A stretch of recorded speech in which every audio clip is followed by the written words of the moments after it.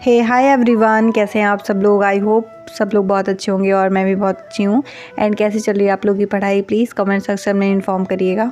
तो I am coming with another new study vlog guys. And channel पे जो भी नए हैं प्लीज़ सब्सक्राइब करके जाना। और मेरे डेली स्टडी व्लॉग आते हैं, तो अगर आप लोग को देखना पसंद है तो प्लीज़ उसको डेली देखना।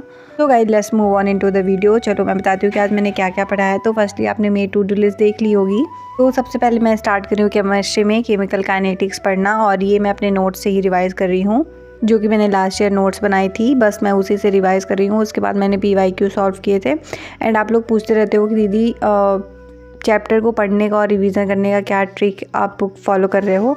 तो बस मैं अभी अपने नोट से रिवाइज़ करती हूँ, उसके बाद डायरेक्ट PYQ सॉल्व कर लेती हूँ। अभी मैं कोई एडिशनल क्वेश्चन भी सॉल्व नहीं कर रही हूँ गाइज़, क्योंकि आपने JEE मेंस का भी पेपर देखा होगा, बहुत सारे क्वेश्चन PYQ से ही आ गए हैं। आपको इससे पता चल रहा होगा कि PYQ कितने इंपॉर्टेंट है। तो अगर आप हो सके तो पेपर के पहले हर सब्जेक्ट के PYQ, सारे चैप्टर्स के PYQ आप 2 से 3 बार सॉल्व कर लो। मैं तो कोशिश करूँगी कि मैं सारे चैप्टर्स और सारे सब्जेक्ट के PYQ 2 से 3 बार सॉल्व करूँ पेपर के पहले तक, क्योंकि PYQ से ही बहुत सारे कॉन्सेप्ट उठकर दोबारा पेपर में आ जाते हैं। और अभी JEE मेंस का तो हमारे पास ताज़ा एग्जांपल है कि इतने सारे PYQs आ गए थे और सेम कॉन्सेप्ट पे बेस आए थे। और ने अभी जो भी सीरीज स्टार्ट की है महातांडव करके स्टार्ट की है, उससे भी कितने सारे क्वेश्चन डायरेक्ट ही उठकर आ गए थे ऑर्गेनिक में। तो और सर ने इसका पूरा प्रूफ भी दिखाया अपने टेलीग्राम चैनल पे। उन्होंने भेजा था कि जो भी क्वेश्चन उन्होंने महातांडव सीरीज में करवाए थे, सेम एग्जैक्ट क्वेश्चन उठ के JEE मेंस में आ गए। सो या गाइस, बस मेरा शॉर्ट में यही कहना है कि आप जो भी टीचर्स फॉलो कर रहे हो, जो भी मटेरियल फॉलो कर रहे हो, अभी उसमें आपको स्टिक रहना है, कहीं भी इधर उधर नहीं जाना है। आपको अपने टीचर पे पूरा ब्लाइंडली ट्रस्ट करना पड़ेगा और पूरा फेथ दिखाना पड़ेगा टीचर के ऊपर। और क्या गाइस, और अभी मैं पढ़ रही हूँ केमिस्ट्री में, और केमिस्ट्री में का मैं अगेन लेक्चर देख रही हूँ, वो भी aldehyde ketone and carboxylic acid यकीन 2.0 बैच से और पंकज सर से। मैंने इनको पूरा प्रॉपर फॉलो किया है ऑर्गेनिक के लिए। मैंने कोई भी वन शॉट नहीं देखा है, जैसे मैंने अपने हर ब्लॉग में मैं बताती हूँ कि मैं ऑर्गेनिक के लिए पूरा टोटली डिपेंडेंट हूँ सर के ऊपर। और यकीन 2.0 बैच का पूरा मैं अच्छे से प्रॉपर लेक्चर ले रही हूँ, कोई भी लेक्चर मैं मिस नहीं कर रही हूँ। एंड ऑर्गेनिक का सिलेबस जब से भी स्टार्ट हुआ है, मैंने आज तक भी ऑर्गेनिक में बैकलॉग नहीं आने दिया, क्योंकि ऑलरेडी मेरा ऑर्गेनिक का फोबिया है। और एक बार आपका किसी भी सब्जेक्ट में बैकलॉग हो जाता है ना, तो फिर उसको कवर करने में बहुत ज़्यादा हार्ड वर्क देना पड़ता है। इसलिए मैंने कभी ऑर्गेनिक में बैकलॉग नहीं किया है। अगर मेरा हुआ भी है 1-2 लेक्चर का बैकलॉग, तो मैंने तुरंत उसी दिन कवर करने की कोशिश की है। सो या गाइज, अगर आप कभी किसी भी चैप्टर में या फिर किसी भी सब्जेक्ट में बैकलॉग है, तो उसे जल्दी से जल्दी कवर करने की कोशिश करिए, बिकॉज टाइम बहुत कम बचा है। अब ये टाइम नहीं है कि आप बैकलॉग करो किसी भी सब्जेक्ट में, राइट। मैंने केमिस्ट्री का लेक्चर देखने के बाद पढ़ा था रोटेशनल मोशन, और इसका मैंने सेकेंड लेक्चर देखा था। आपको बताया था मैंने कि सर ने इसको वन शॉट में ही पढ़ाया है, पर 2-2 लेक्चर करके पढ़ाया है। तो एक लेक्चर तो मैंने देख लिया था जिसमें सर ने इनर्शिया वगैरह पढ़ाया था। इसका मैं दूसरा लेक्चर देख रही हूँ, जो कि 8.5 घंटे का लेक्चर है। इसका भी मैं वन शॉट से ही देख रही हूँ उम्मीद सीरीज़ से। और अगर आपको भी इसका उम्मीद सीरीज़ का किसी भी चैप्टर का अगर आपको PDF चाहिए, तो आप मेरे को इन्फॉर्म कर देना कमेंट सेक्शन में, मैं आपको प्रोवाइड कर दूँगी अपने टेलीग्राम चैनल पे। गाइज़, मैं अपने कमेंट सेक्शन में या फिर अपने टेलीग्राम इंस्टा पे एक मैसेज बहुत देखती रहती हूँ कि दीदी अभी मैंने कुछ भी नहीं पढ़ा है, अगर मैं अभी से स्टार्ट करूँ तो क्या होगा, सिलेक्शन मिल पाएगा कि नहीं मिल पाएगा। मतलब उनका शॉर्ट में कहना ये रहता है कि अगर मैं अभी 0 से स्टार्ट करूँ तो क्या मेरा सिलेक्शन हो जाएगा।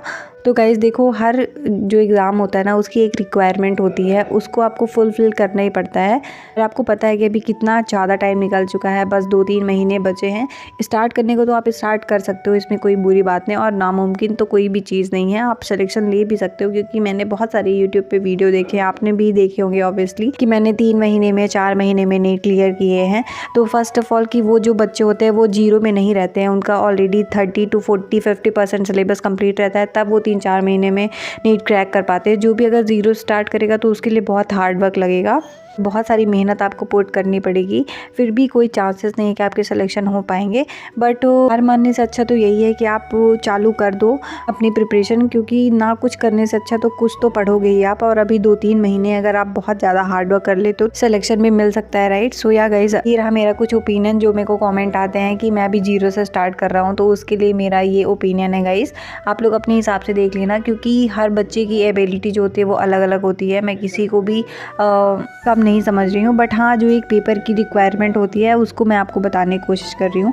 सो या गाइस चलो नेक्स्ट मैं बताती हूँ कि मैंने क्या पढ़ा था। तो नेक्स्ट मैं पढ़ रही हूँ बायो में, और बायो में मैं आई थिंक सर्कुलेटरी सिस्टम पढ़ रही हूँ, और ये मैं अपने नोट्स से ही पढ़ रही हूँ। अभी मैंने कोई भी इसका एनसीईआरटी नहीं पढ़ा है। बाद में मैंने एनसीईआरटी इसकी पढ़ी थी, बट मैंने वीडियो वो शूट नहीं किया। बस मैंने जो अपने नोट्स से पढ़ा था वही मैंने आपको दिखाया, और ये नोट्स मेरी बहुत अच्छी बनी हुई है, मतलब कि दोनों लैंग्वेज में है, हिंदी और इंग्लिश में। क्योंकि आपको पता है कि हिंदी में अगर ये सारे चैप्टर आप पढ़ते हो तो कितना टफ होता है। तो भी हिंदी मीडियम वाले बच्चे देख रहे होंगे वो मेरे से डेफिनेटली रिलेट कर पा रहे होंगे कि ये सारे चैप्टर्स हिंदी में पढ़ने लायक नहीं है, क्योंकि इनके जो वर्ड्स होते हैं ना बहुत टफ होते हैं। तो आप कोशिश करो कि इनको इंग्लिश में ही पढ़ो तो आपको ज़्यादा अच्छे से समझ आएगा। और मेनली जो कोचिंग वाले ही होते हैं ना, भले वो हिंदी मीडियम के ही क्यों ना हो, क्योंकि मैंने लास्ट ईयर खुद भी हिंदी मीडियम की ऑफलाइन कोचिंग की थी। उसमें भी कोचिंग में भी जो सर होते हैं ना, वो जो इनके टर्म्स होते हैं, वर्ड्स होते हैं, उनको भी वो इंग्लिश में ही प्रोनाउंस करते हैं। ऐसा नहीं कि आपके लिए हिंदी में बोलेंगे, क्योंकि इंग्लिश में ज़्यादा ईजी पड़ता है। एंड गाइज आप लोग भी बताओ आप लोग की तैयारी कैसी चल रही है, क्योंकि अभी सिर्फ 100 डेज़ लेफ्ट रह गए हैं। तो काफ़ी पैनिक तो हो ही रहा होगा, एनजाइटी भी लग रही होगी, बट कोई बात नहीं, हमें सिर्फ लास्ट दिन तक पढ़ते रहना है। हमें रिज़ल्ट की टेंशन नहीं लेनी है, क्योंकि आपको पता है कंपटीशन तो बहुत ज़्यादा है। पैनिक और एनजाइटी होना बहुत ही आम बात है, बट कोई बात नहीं, हमें सिर्फ अपने लक्ष्य की ओर बढ़ते ही रहना और लगे रहना है पढ़ाई करने में, राइट।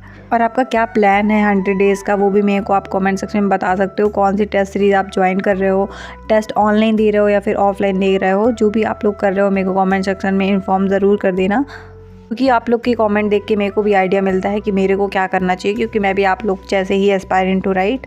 मेरा रहा 100 डेज़ का प्लान, तो वो मैं आपको अपने अगले व्लॉग में तो बताती ही रहूँगी। और अभी मेरा कुछ प्लान बन रहा है रीवा से बाहर जाने का टेस्ट सीरीज़ के लिए, तो अगर मैं जाती हूँ तो वो भी मैं आपको ज़रूर से इन्फॉर्म करूँगी अपने व्लॉग में, और आपको ये भी बताऊँगी कि मैंने कौन सी टेस्ट सीरीज़ ऑफलाइन ज्वाइन की है। रहा मेरा 100 डेज़ प्लान का, तो अभी मेरा फिर से अगेन दोबारा से physical chemistry, bio and inorganic फिर से कंप्लीट होने वाली है। फिजिक्स तो कंप्लीट नहीं हुई है, क्योंकि अभी मैं रे ऑप्टिक्स कर रही थी और रोटेशनल मोशन भी कर रही थी। रे ऑप्टिक्स मैंने साथ साथ करना स्टार्ट कर दिया, क्योंकि यकीन 2.0 बैच में चालू हो गई है। एंड मैंने आपको बताया था कि मैं रे ऑप्टिक्स और वेव ऑप्टिक्स पूरा डिटेल लेक्चर से करने वाली हूँ एमआरसर से, तो वो लेक्चर भी चालू हो गया है रे ऑप्टिक्स का, तो उसका भी मैं साथ साथ में ले रही हूँ, आपको नेक्स्ट व्लॉग में देखने को मिलेगा। और 1 फेब से मैं फिर से अपना फिजिकल केमिस्ट्री और ये सारी चीज़ों का रिवीजन स्टार्ट कर दूंगी। तो ऐसा कुछ मेरा प्लानर है गाइज़, एंड आप लोग भी अपना प्लान ज़रूर से शेयर करना कमेंट सेक्शन में।